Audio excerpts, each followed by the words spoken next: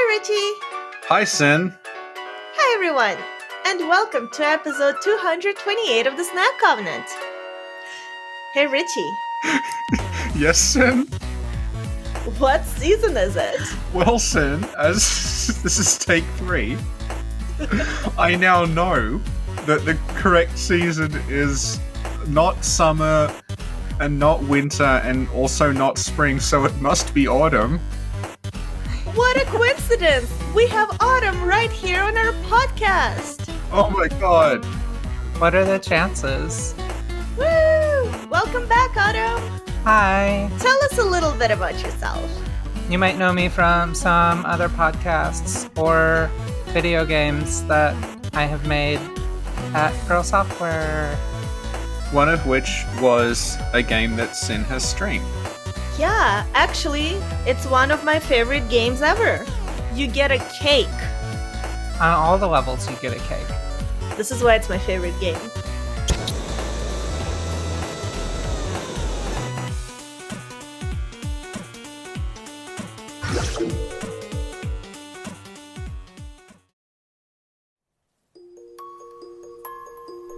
Hello, my name is Horaud. I do Let's Plays on YouTube and live streams over on Twitch. You can find me on both platforms under the same name. I also post updates to the game choices and channel ideas on my Twitter under the handle @Horaud3. Today I'm going to tell you about the Firing Hammer badge. The Firing Hammer badge depicts the hammer of a gun. It's acquired by killing the transformed hunter in the Hunter's Nightmare.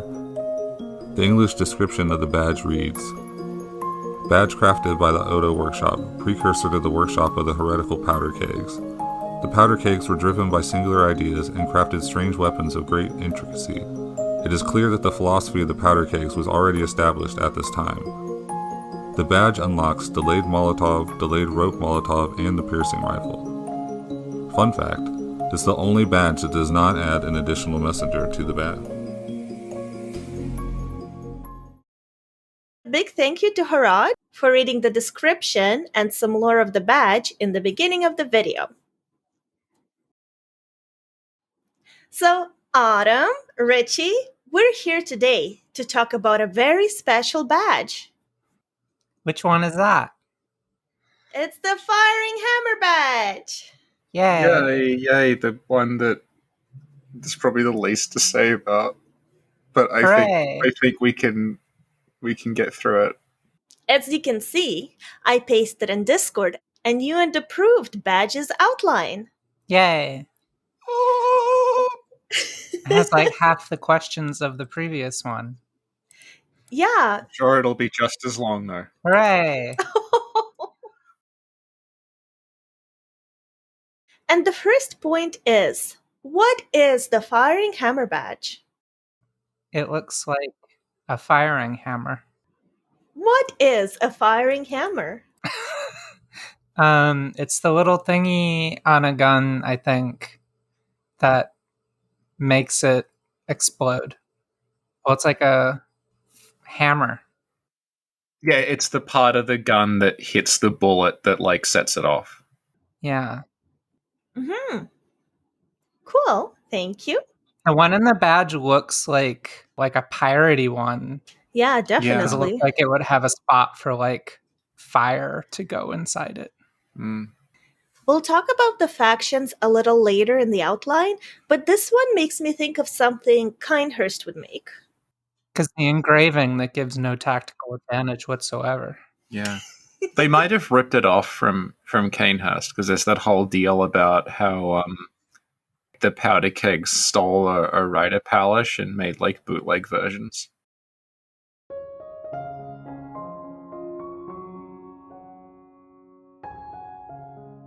Hi, Richie here. Sin wants me to go into some more detail about how the Rider Palish was stolen and copied by the hunters. The rifle spear, found in Old Yarnum, is a large pointed stick with a gun stuck to it, described as an imitation of a lost Canehurst weapon. When we travel to Castle Canehurst, we can find a weapon there called the Rider Palish, which is a smaller pointed stick with a gun stuck to it. From this we can infer that the notion of a sharp thing stuck to a gun is one of the many secrets of Castle Canehurst. We have no idea who stole the weapon, which means it was Erden. Back to the podcast.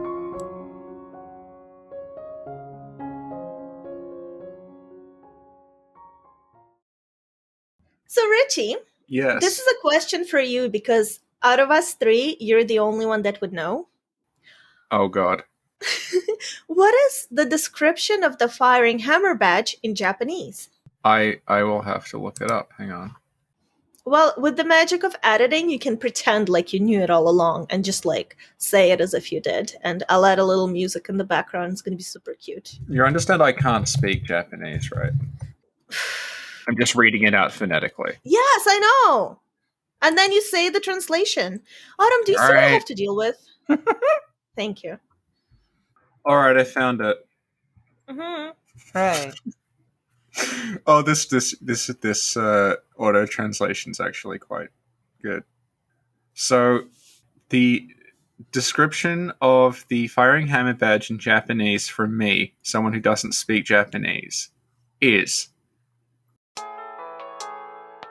Gekitetsu no Karyudo Sho Fuchi Ichikaiha Oto Kobo ga Hako Shita Mono Kobo no Itan Kayaku Ko no Zenshin Tunaro Ichikaiha Oto Kobo no Hako Shita Karyudo Sho Dokuji no Hasso to Fukuzasuna Kiko Shoshite Kimyona Buki Kayaku Ko no Tetsugaki wa Konogoro Sudeni Ikizuite ita.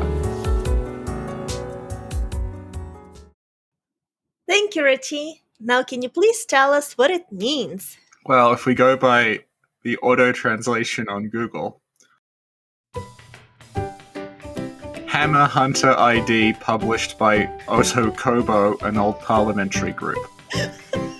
A parliamentary group that is the predecessor of the heretical explosive storage of the workshop.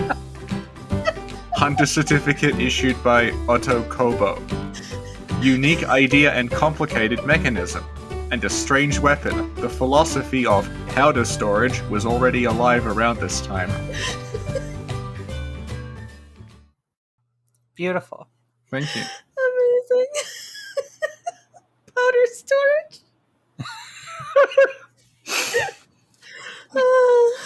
Should I read the actual English description? Please.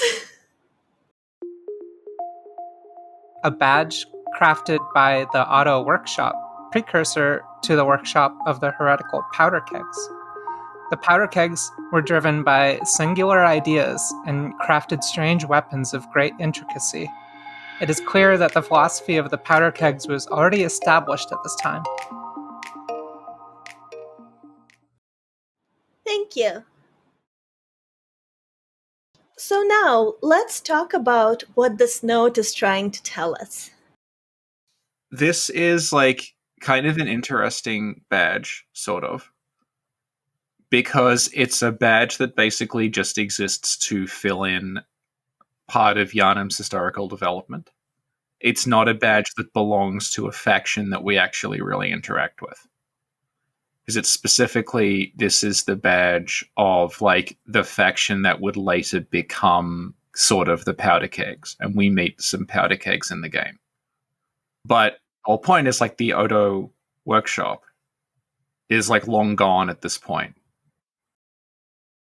We've talked about this with regard to Ludwig and with regard to different weapons and stuff, but the weapons that the hunters use evolve over time as the sort of the beast plague changes. It's like the kind of beasts they're fighting and the kind of environments they're doing it in.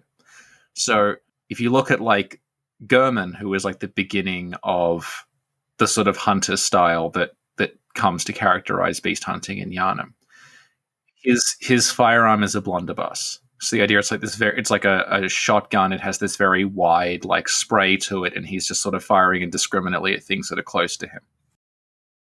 What the firing hammer badge and the Auto Workshop tell us is that there was a period in which they started developing what were basically like kind of like a sniper rifle or just like a hunting rifle rather than a blunderbuss or a pistol. And they specified that the reason they did that is because they were having to hunt in very narrow streets and alleys where a shotgun would not be as useful. So it's developing sort of toward like an urban combat style that comes to characterize like the later hunters after Gurman's time.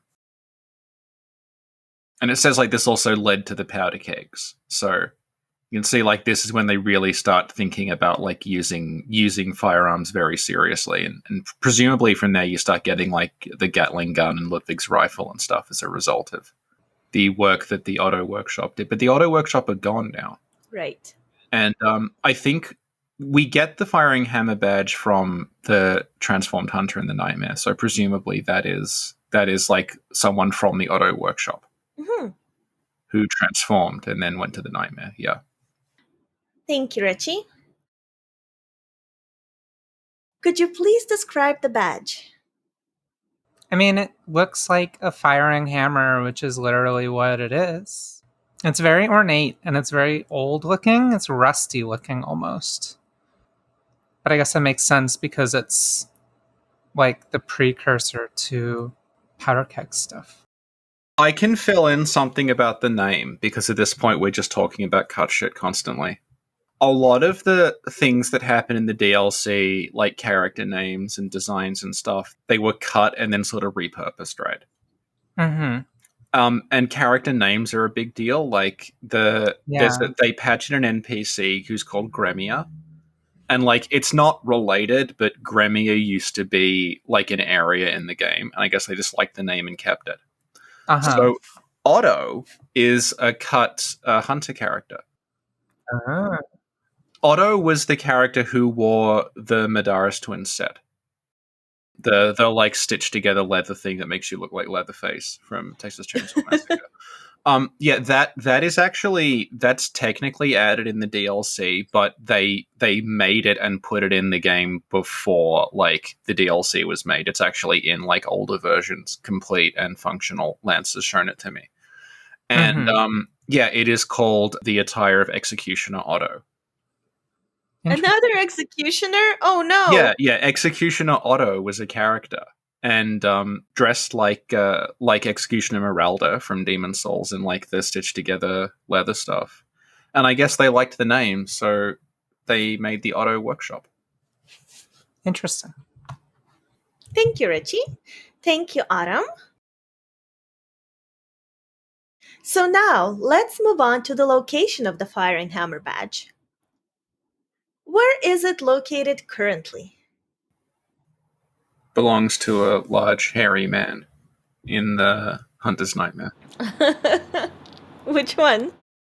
Well, it's in the Hunter's Nightmare, carried by the beastie-looking hunter outside of where Gilbert's house would be, except in the Nightmare, not in the real world.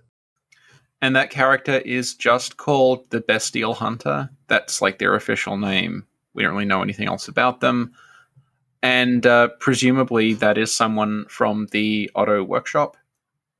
And the Auto Workshop was a long time ago, so they're all, at this point, they've been taken to the Nightmare, and this guy must have transformed at some point and been taken to the Nightmare. And he's now roaming around, slavering like a beast. Roaming around like a beast with my firing hammer badge. Yeah. Thank you. And if you want to like go more into like the position of the Nightmare, like everything in it is sort of chronological. He's upriver from where Dura's disciple is. So the idea of like the Auto Workshop leading to the powder kegs is kind of in there, that at the river is going down and there's like Auto Workshop guy, and then if you follow the river down you get to one of the powder kegs, so you can see everything sort of. I see. Yeah. Thank you, Autumn. Thank you, Richie. Can we talk a bit more about who has that badge? Okay, so it's the Bestial Hunter, who we talked about before. Like, they don't really have a name or anything. They're just the Bestial Hunter. But Interestingly, like, we can data mine their stats, and we can see like what they look like, and they have like ludicrous stats actually. Like, you could sort of look at this and say, oh look, they have like 45 blood tinge. I guess that fits with them being like gun build because they need blood tinge for the gun. But then it's like, well, they also have like 45 dexterity and like 60 strength and 40 vitality. So they're just buff all around. I guess the only other thing to say about them is that they technically have throwing knives equipped, but they never use them because they're always using the beast claws. Mm-hmm. Yeah. The beast claw is +7. Wow.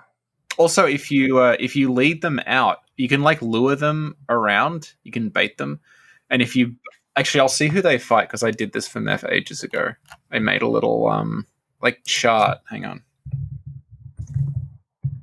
This is one of the things that I don't think like we've talked about, like levels of awfulness that I've gone to, but like I spent about 2 days just leading different things around the Hunter's Nightmare to see who would kill what. So I can tell you that. So yeah, if you somehow kite the Bestial Hunter away from where he is, he will like fight other hunters and he'll fight the blood-starved beast if you also somehow kite that out of its cave. Interesting. Yeah. Cool. Thank you. I wonder if enemies have like a faction stat that determines what will be hostile. They do. There's all right. Okay. There's there's technically 4 different like factions in the Hunter's Nightmare. So there's like the Beast Patient's Dura's Disciple and the big tentacle guys on one side. There's the old huntsman and like the crows and the dogs on one side. There's the blood-starved beast who will basically fight anything that isn't another beast or Dura's disciple. And then there's the beast hunter, the eye collectors, and the blood lickers who won't fight each other, but they'll fight the blood-starved beast. Interesting. Yeah, and you're like, how do you know this? And it's like, well, just so happens that I was tasked with kiting everything in the nightmare around to see who would fight what. It's also possible, if you're really dedicated, to get the blood-starved beast out of the cave and lead it all the way back up to Lawrence. And then if you trigger the Lawrence fight, the blood-starved beast will try to hit Lawrence through the fog. Cute. Yeah. Awesome. Thank you. Where does the badge come from? The auto workshop. Can I ask a question? Yes. Why do we have where does the badge come from when it's always going to be the workshop that the badge is associated with? Just like Bloodborne, our outlines go through development. Right. So this is an artifact of the outline of enemies of Bloodborne that made its way onto here. All right, I then. see. Continue. Thank you, Adam. Thank you, Richie.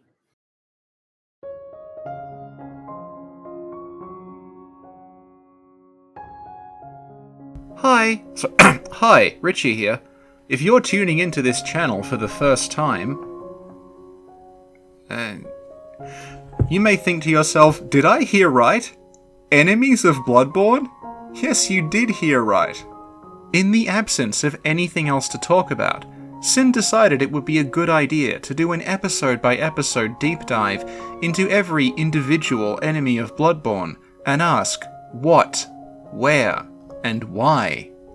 If you think this sounds a lot like Duckfeed's Monster in My Podcast, you're correct, with the key difference that they had the foresight to cover a game with more than 30 enemies in it. Playlist in the description.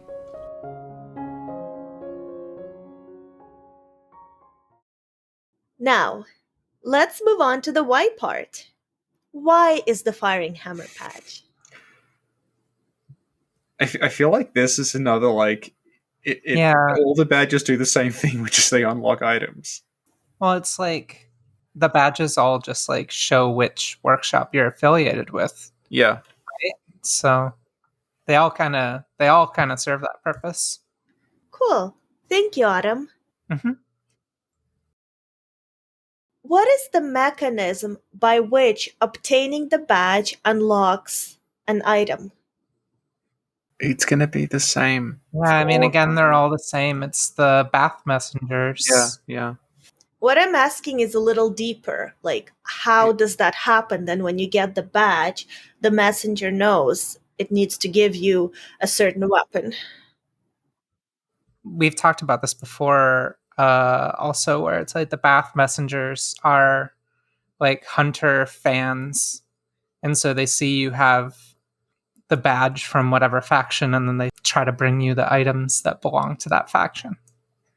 Oh, that's right. So you basically just show it to them. Yeah. And they're like, oh, you have that badge. I know what you want. A gun. Yeah, that's right. I remember. And then they go steal something from the auto workshop, and Auto's like, not again. Not my precious delayed Molotovs. Most useless fucking item in the game.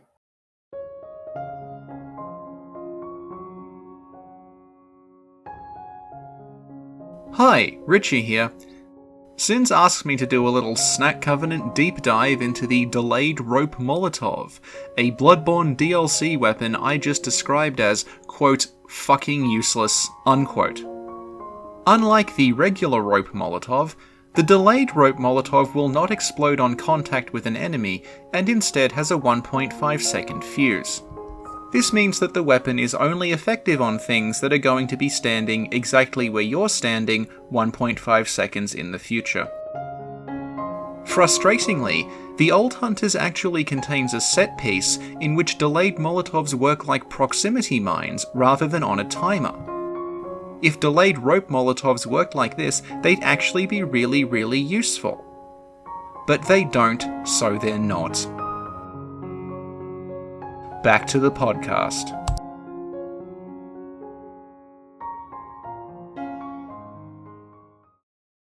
Or they have a Or- 3D printer in the bath. Uh-huh. So the badges are actually like CAD files. Yes. Yeah. That's the mechanism I was looking for. There's like data encoded in the form of the badge. Yes! The problem is that this is part of the outline, so we're going to have to answer this question for every other badge. But every time we do it, we come up with something new. That's the beauty of the outline. All right. It might be someone's first time listening to this podcast. Yeah, someone in 2021 might be sitting there thinking, I want to learn about the auto workshop. I just finished playing Bloodborne, and you know what didn't make sense? The auto workshop. Everything else was fine. Not the workshop, the badge.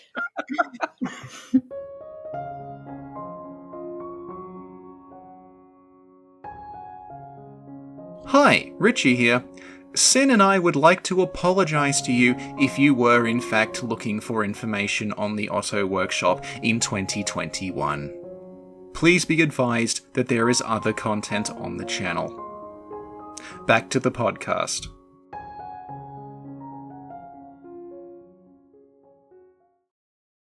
Who built the badge? I don't know. Whoever worked at the auto workshop. I'm not being facetious here. Do we think that, like, the person that ran the auto workshop was just called Otto? Yeah. And it's interesting because, unless I'm mistaken, all the other workshops are named after an organization, whereas the auto workshop is named after Otto. So it makes me envision like this little workshop with this like guy who builds his own things in like his garage or something. Don't build delayed Molotovs in your garage, though. Oh, no. It's a terrible role model.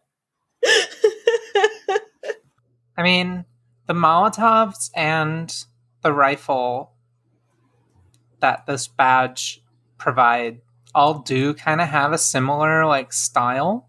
Mhm. They're all just like pointy metal wrapped in like oilcloth or something. Yeah. So it's like maybe the auto workshop is just one guy who was good at sniping and a pyromaniac. And it doesn't exist anymore because it blew up. Yeah. God. Thank you, Autumn. Mm-hmm. Thank you, Richie. So now, one last question in this section. Which Sailor Moon character does the badge make you think of? Well, Sailor Moon was originally going to have a gun. So Oh my god, it's really? just Sailor Moon. That's amazing. I had no idea. Yeah. You can look up concept art and it's just Sailor Moon and she's just got like a Glock and it's really good. That sounds amazing. I was expecting it to be like a crystal gun or like with a heart No, on it. it's just a gun. It's just a Glock.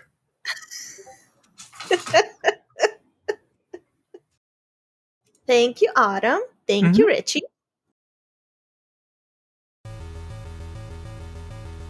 I have risen from the dead to predict that the Auto Badge will return in the Auto Workshop episode.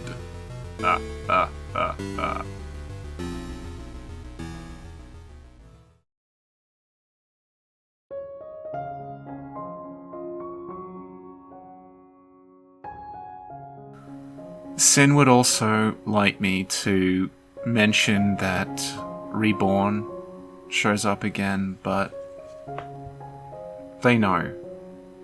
They fucking know. It just never ends, does it? There's people out there who only know about Reborn because of this channel. For all they know, it doesn't actually exist. It could just be a dream that Sin has had. And it's like, you know, there's anime out there that shares themes or, you know, even just aesthetics with Bloodborne, but Sin only wants to talk about Reborn forever. So that's what we're going to do. We're just going to keep talking about Reborn. Back to the podcast.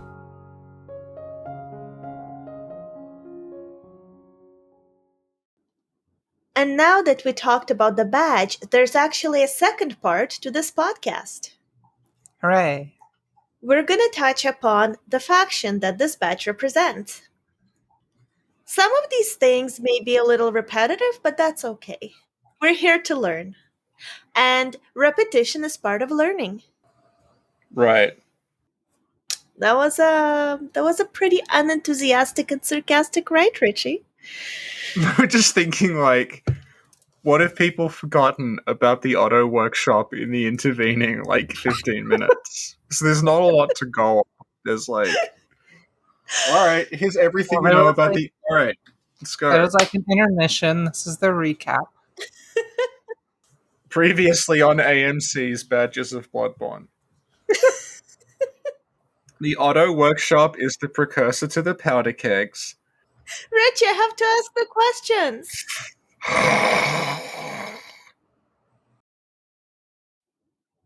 What is the faction that the badge represents? The auto workshop. Who is in it? Auto. What are the values of the workshop? A similar philosophy to the powder kegs. The powder keg's philosophy is stated in-game as, if a weapon ain't got kick, it's not worth it.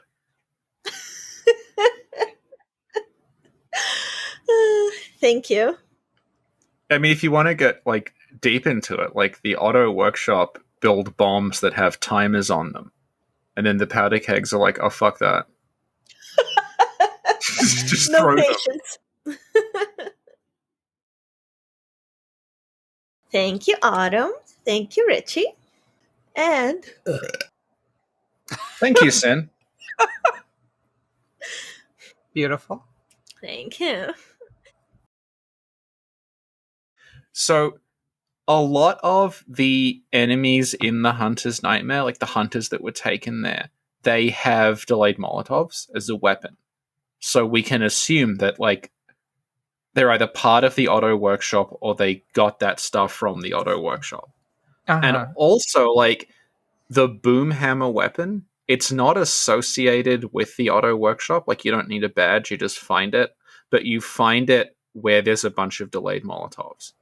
And like Mm. the boom hammer is a weapon that like has a furnace in it, and like it does this like blast thing when it hits, so it's sort of in line with what the auto workshop wanted to do with like all like the gunpowder and flame and stuff. So I think the boom hammer, like, even if it's not technically unlocked by the badge, it seems like an auto workshop thing.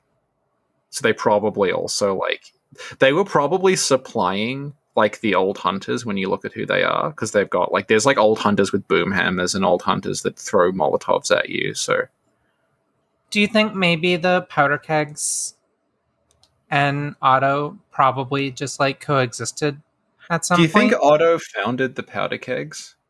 That's And then possible. yeah. Hmm. Do the powder kegs have a workshop?